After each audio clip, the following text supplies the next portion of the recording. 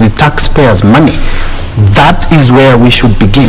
That is where we should put all our effort, in ensuring that money is repatriated back into the country. If this money was stashed overseas, it should be returned back to the country, and then for it to flow in our economy, so that every mwananchi, like you said, every wanjiko, have a touch of that money, because that is their right as citizens of this nation. Yes. These talks, spearheaded by some of the MPs who've been named in a couple of minutes, looking at what Parliament does, mostly they discuss something and then they're going to bring it to the plenary. Yes. And bringing it to the plenary, mostly there is the two sides. And looking at the tyranny of numbers, we might be headed to something that is predetermined. Do you think so? I think so. And like it was said, even the former military persons who came forth and said, we don't like this direction that you guys are taking to discuss this issue in that kind of. I am certain, and that's the feeling of everybody. The government already has very big numbers in Parliament, right? So we believe that the government's the line that government wants is a line that is going to take place, unless something else happens. But concretely thinking, the government side will take place because of what you said, rightly said, the tyranny of numbers. And could that be the reason why Wanjiku, the clergy, civil societies want an extended mandate? Because if at all it's going to end up in Parliament, it is something that is going to be debated, and we know how the numbers there are, then somebody wouldn't feel quite comfortable talking about Parliament and parliamentarians alone. Absolutely. This preemptive call to discuss this in an extended way is absolutely what these guys have seen is there in Parliament. The government has the largest numbers across, and what they want is what is going to pass through. But even the government itself has a feeling of the cost of living. They know that their cost of living is high, and they have to do something for it, all right? So what are we saying from other quarters are doing, like the clergies? They are calling, no, let's have this thing extended. So have other parties to discuss these things, so that at the end of it, we are coming up, for example, with a national discussion that brings forth a solutions for the national problems, Kenyan problems, right? That's why they're coming in so strongly. And I really hail their effort for coming out that strongly. It's good, and it's going to be productive for this nation and for this country. Yes. And we're talking about politics and money, because that is exactly what is we are centering on, because of governance and politics in the country as well. And counties, I believe they are worst hit. Yeah, there are some Kenyans who can quite complain about the government, but the counties are also quite hit. I'm saying this because they haven't received their share of the revenue for months now. And they're ending up, I remember Mudomi Njoki, who is a Tharaka-Nithi county governor and the chair of the health committee at the COG, said even hospitals, we are having an issue with the hospitals, and we just having to take overdrafts and overdrafts and overdrafts. Then the banks here are benefiting immensely from that. And if at all they're going to be taking loans to wait for some more money, that is going to have a ripple effect on the county's coffers and pending bills as well. Absolutely. Both ripple and spiral effects on that. There are some counties that are not even paid their doctors or their health workers. And the health workers are saying, go to down our tools. It is going to have a huge effect. I think it's about 3 months of the not refusing for the national government. Kindly hold the thought. Let's first of all cross over to Statehouse. A press briefing. President William Ruto has just chaired Kenya Kwanza Parliamentary Group meeting in Statehouse ahead of the resumption of House business this afternoon. I'll now invite the Honorable Kimani Ichung'wah, the Majority Leader of the National Assembly, to address you. Thank you. This is a statement of the Kenya Kwanza Parliamentary Group meeting held today, 11th April 2023.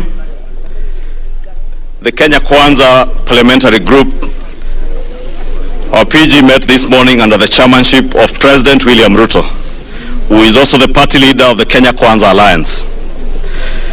Noting the President's address to the nation on 2nd of April 2023 that called for a parliamentary bipartisan process on the reconstitution of the IEBC selection panel, the PG this morning resolves as follows. 1. The parliamentary group agreed with the President on the need to govern the country in accordance with the Constitution and the rule of law.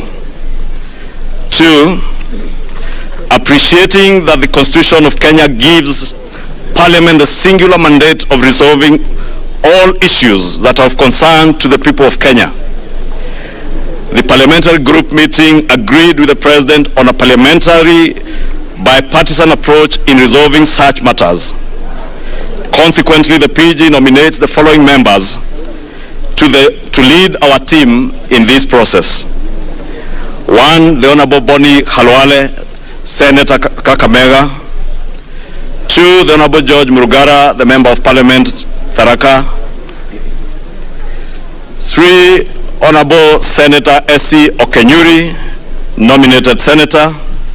4, the Honorable Mwengi Mutuse, Member of Parliament, Kibwezi West. 5, the Honorable Lydia Haika, Women Representative, Taita Taveta. 6, the Honorable Senator Hilary Sigei, Senator Bomet County. And 7, the Honorable Adan Kainan, MP Eldas. The parliamentary group reaffirms our commitment to the rule of law and constitutionalism and appreciates the role of the opposition to oversight and criticize government. However, as a PG, we affirm our support to the efforts by the government on policies that are geared towards stabilizing our economy, lowering the cost of living, creating jobs, and creating jobs.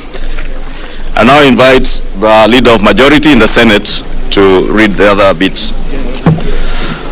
Thank you. However, as a PG, we affirm our support to the efforts made by this government on policies that are geared towards stabilizing our economy, lowering the cost of living, creating jobs and incomes for majority of our people, and ensuring inclusive growth, because that is a contract that the Kenya Kwanza Alliance signed with the people of Kenya.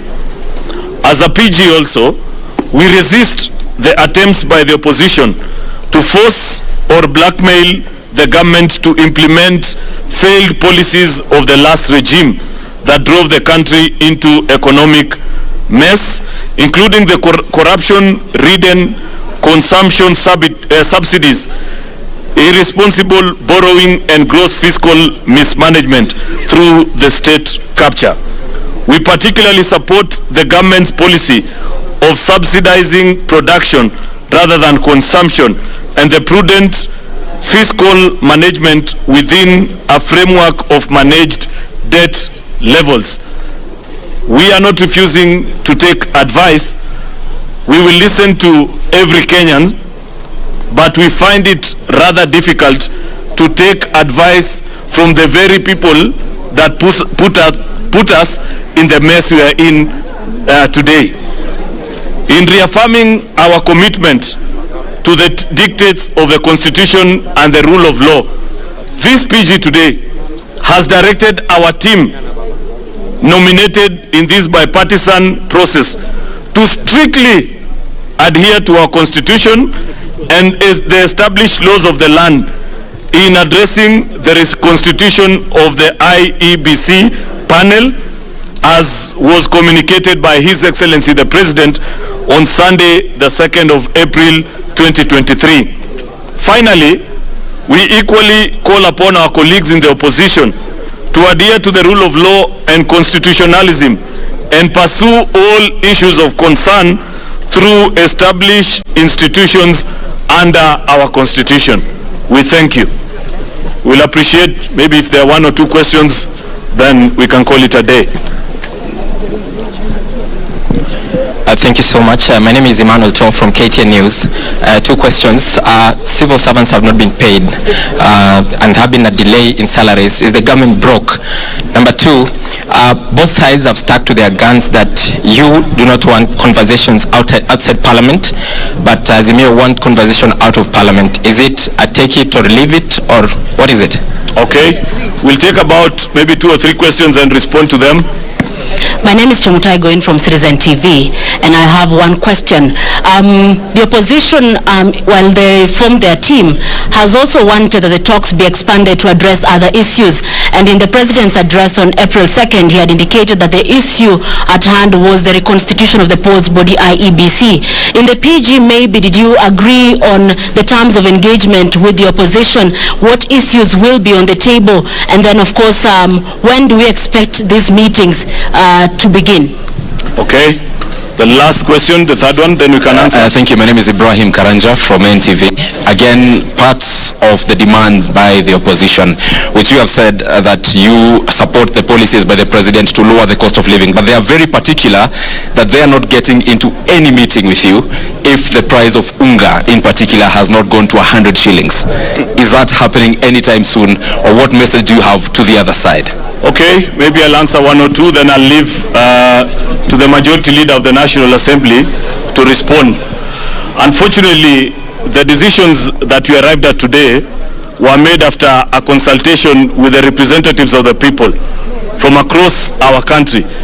And the instructions that our team have are to limit their conversation on matters that are of great concern to the people of Kenya, the IEBC, with regards to that bipartisan committee.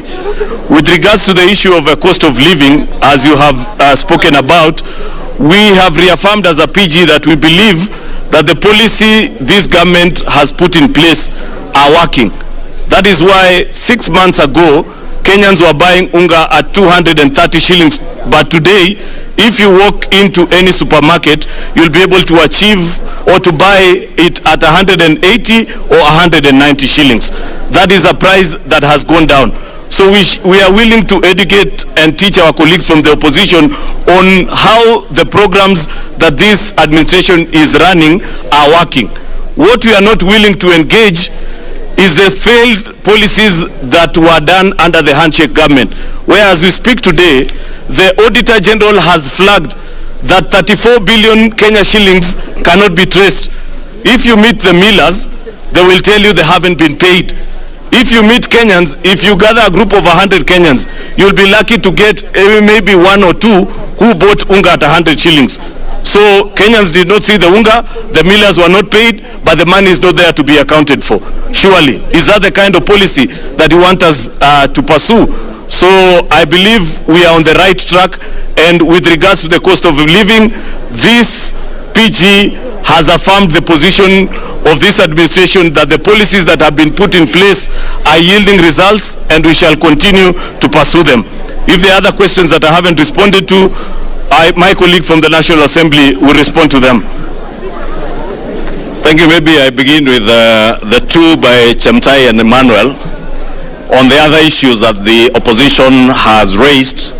And I think, as we have indicated, we have, as a PG, resolved that we shall resist any attempts by the opposition to force or to blackmail government to implement policies that have failed. And particularly, because Emmanuel, I think you're the one who has asked about the issue of unga going to 100 shillings. You will remember, there's a gentleman from NTV, you will remember there was no unga that was available to Kenyans at 100 shillings. You will also recall the former Cabinet Secretary Agriculture, Peter Munya, asserting that the subsidy program for unga was unsustainable and was called off way before the election. You're also aware that the same program has been questioned by none other than the Auditor General and the Controller of Budget. That the subsidy programs that they are now trying to blackmail government to reinstate were programs that were designed to loot billions of shillings from the Kenyan people. And that is why we have asserted as a parliamentary group that we shall support the government's policies towards subsidizing production to enable cheaper food land on the tables of Kenyans. Two, the other issues I think that listening to our colleagues in the opposition is issues that we have stated that we want to adhere, and we have called on them in our statement to also to adhere to the rule of law and the Constitution. They are asking us to open servers this parliamentary group has asserted that we have no key to any server other than the key to open the economic servers to reinstate our economy to where it ought to be. On IEBC servers, that matter was well addressed by the Supreme Court. The opposition is within its rights to seek a review under the Constitution and under the law from the Supreme Court on the issue of any servers that they think was not done by the Supreme Court. They can go back to the same Supreme Court. On the reinstatement of the Cherera 4, there are no provisions under any law or under our Constitution to reinstate officers, public officers who have voluntarily resigned from public office, or those who have been removed from public office, as the case was by for Commissioner Masit. And I think on the cost of living we were clear. We shall support the government's policies that are what we sold to the people of Kenya when we went around the country campaigning. And we sold policies to the people of Kenya that the people of Kenya agreed with by voting for the Kenya Kwanza government. Therefore, the failed policies of the last regime cannot and shall not be forced on either government or the people of Kenya, because the people of Kenya rejected them in the elections. Thank you. I think we are good. Tosha to. Kuisha.